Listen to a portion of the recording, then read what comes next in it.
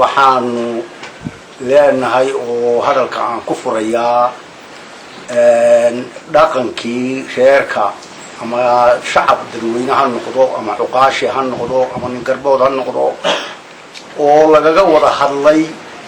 inaa loo soo garto nin wax ku oola oo wax yaqaana oo haddii ilaahay kuu rooyahay la cuskado oo haddii eebba idmaayo hadalla beeshu inay u soo garato ayaanu u fadhinaa isuna soo xullay kuna go-aansanay inaanu sheegno una fadhinaa axmed xaaji maxamed goolle yaanu u garanay arrintaa axmed nuur jabruwa oo wakiila ka wakiilna ah ninkii la odhan jiray cabdi jaamac waxaanu halka si odayaashii horeba ka sheegayna inaanu lix ku fadhino caaqil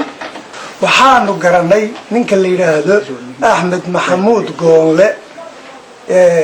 haddii aanu nahay beesha jaasiyan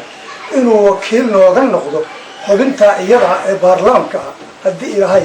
allalaha ku guuleeyo anigoo ah nabadoon yuusuf sulub garbiye kana mid ah odayaasha dhaqanka ee beesha jaamacsiya waxaan halkan ka caddaynaynaa beesha jaamacsiya 8 oday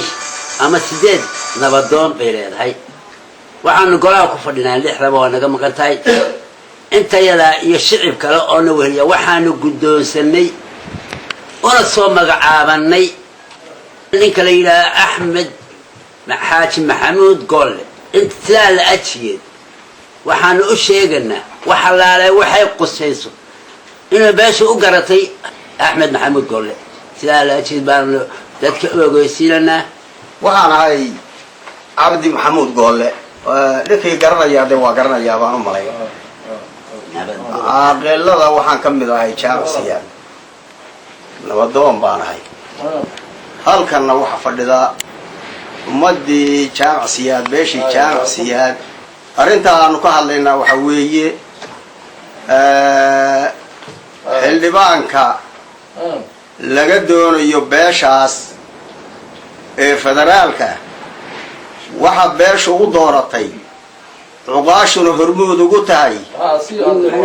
nin garboodkii iyo culimadii iyo maxaanku idhahdaa waxgaradkiina ay u fadhiyaan oo ku raacsan yihiin ninka la yiraahdo axmed maxamuud goolle yaanu u garannay waa isku raacsannahay maanta dunida joogta khilaafaad lagama waayo way jiraan marka cuqaasha la yidhaahdo xumlo naga maqani way jiraan laakiin koorankii waa loo buuxaayo 8 baanu ahayn oo 6 baanu ku joognaa sidaa darteed waxa beeshu u garatay xubinta xildhibaannimada axmed maxamuud goolle waxaanu u sheegaynaa dadka garaadada dhulbahante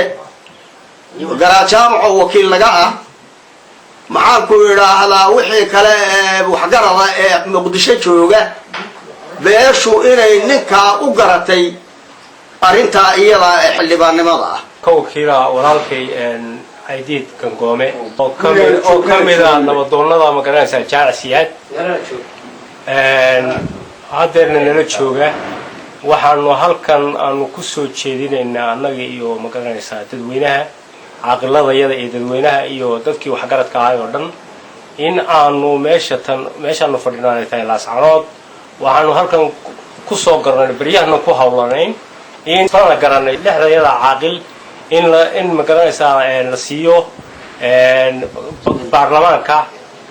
نكى حبنت النقر نقول لها بانو قرناي مركا وحنا أصو قرناي بوسكي شارع سياد